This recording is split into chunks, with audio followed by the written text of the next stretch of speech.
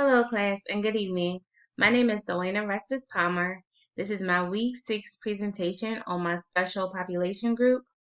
The population I chose was children and adolescents with medical conditions. I chose this population because I suffered from a rare medical condition when I was 3 years old.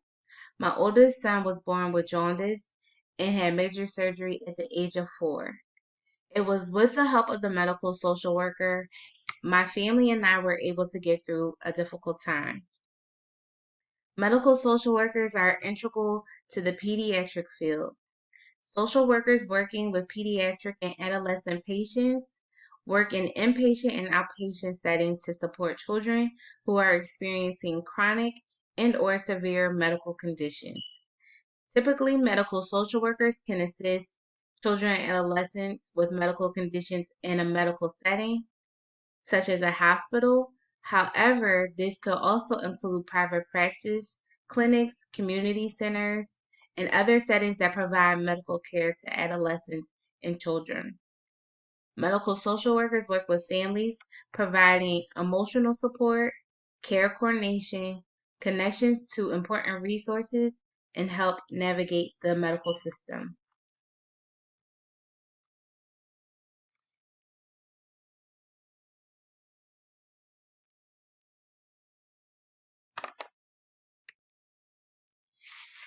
According to Morris, Muscat, and Greenblatt, social workers play an important role to the interdisciplinary team.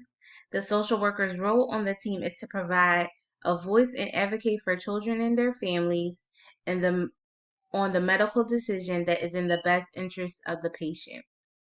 The social worker leads the medical team on patient and family-centered care. Social workers help patients and their families understand the medical condition, the medical system, and what processes and procedures will be involved in the care of their child.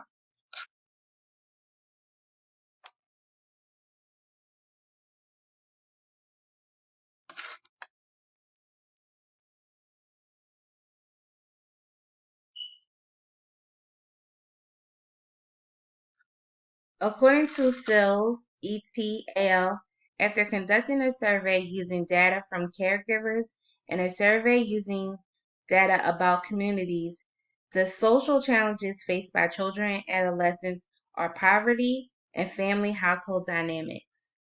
Poverty leads to poor physical, emotional, and behavioral health.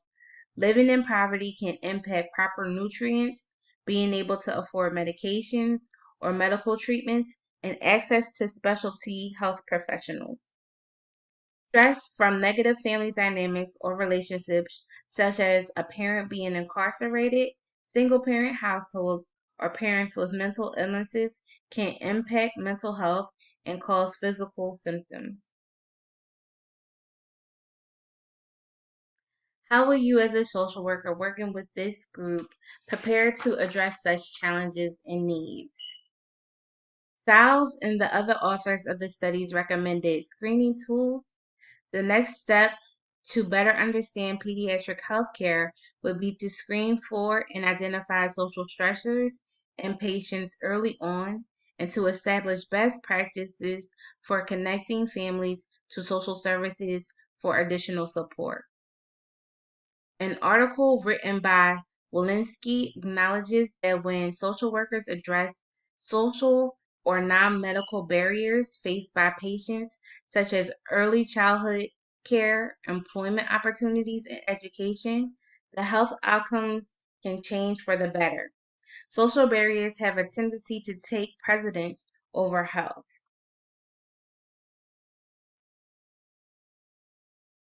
What resources would you need as a social worker? So a few of the resources you will need are looking at past traditional health medical plans to include the social determinants of care, which would secure a healthy start in life for children and improve the living conditions of adults.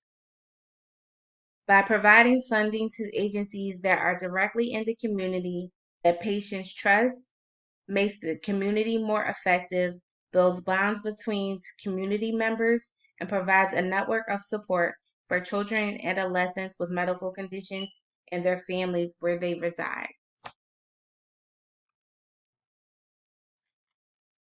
What resources would the client slash patients need?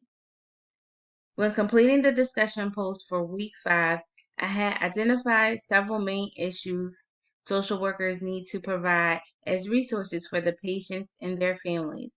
One is the psychological evaluation for the children and their families. Chronic and life-threatening medical conditions could trigger mental health issues. Therefore, a psych eval should be provided so services could be identified immediately. 2. Jones et al. Acknowledges the need for an increased presence of medical social workers to help families with financial support and other non-medical barriers. There is also a need for community-like members that are going through the same issues and medical complexities as the patient and their families. Lastly, for life-threatening conditions, the family will need resources for hospice, end-of-life care, and bereavement services.